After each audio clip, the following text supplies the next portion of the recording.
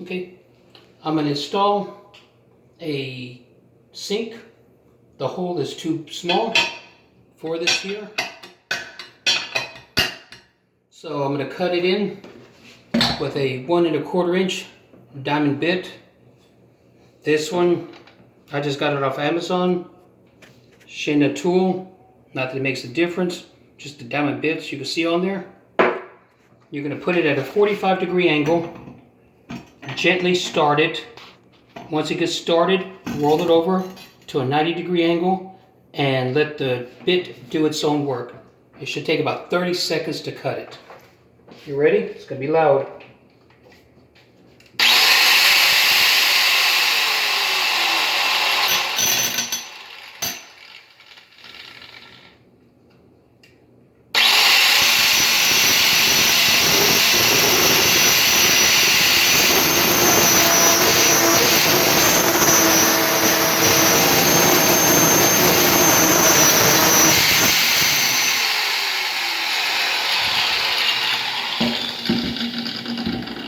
And it should fit right through there. See? Didn't take no time at all. You have to use a quarter drill. This is to fit my,